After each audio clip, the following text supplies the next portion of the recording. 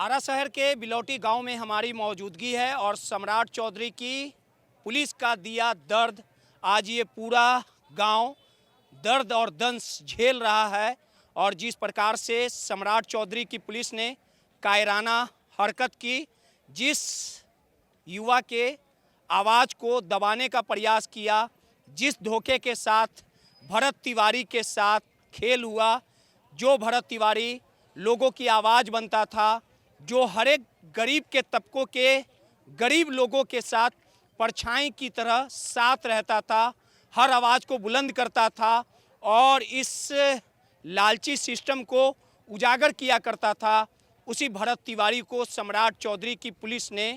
Encounter कर दिया। यानी जिस प्रकार से पूरा सम्राट चौधरी के पुलिस के द्वारा अपराध किया गया और ये सरकार अब इस पूरे प्रकरण पर मौन है और हमारी मौजूदगी बिलौटी गांव में है।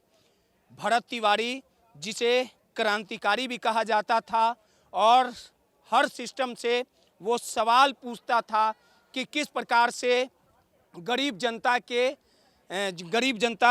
के पेट पे बड़ा डाका डाला जा रहा है। और देखिए कि भरत तिवारी के आवास का हम नज़ारा दिखा रहे हैं। वही भरत तिवारी जो लोगों के लिए लड़ाई लड़ता था, गरीब तबके के लोगों के लिए खड़ा रहता था, वही भरत तिवारी जो दिलेर था, शेर था, क्रांतिकारी था, वही भरत तिवारी जिसका घर आप देख सकते होंगे कि कितना साधारण है, वही भरत तिवारी जो दिल से मजबूत था और गरीब के हर एक लोगों के दिलों में अपनी जगह बनाई थी। और इस पूरे मामले के बाद लगातार भरत तिवारी के घर पे लोगों का आने का जो सिलसिला है वो बदस्तूर जारी है। प्रतिदिन हजारों लाखों की संख्या में भरत तिवारी के घर पे लोग मौजूद नहीं रहते। जिस भरत तिवारी को अपने काम में लगना चाहिए था, लेकिन वही भरत तिवारी दूसरों के दर्द तकलीफ में खड़ा रहता था। और इस आवाज़ से आप अंदाज़ा लगा सकते हैं कि आकलन लगा सकते हैं कि किस प्रकार से भरत तिवारी के साथ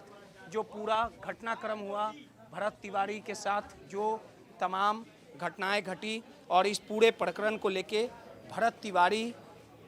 के साथ किए गए अपराध पर दोषियों पर कार्रवाई हो। और इसी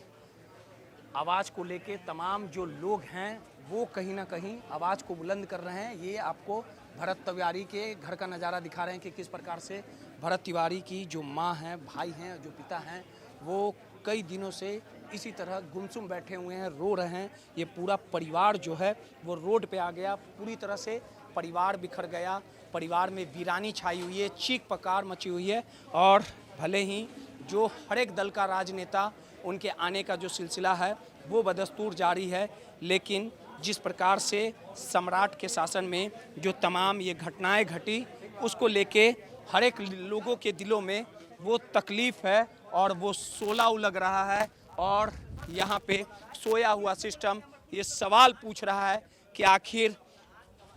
भरत तिवारी के दोषियों पर कब सज़ा मिलेगी, कब उसे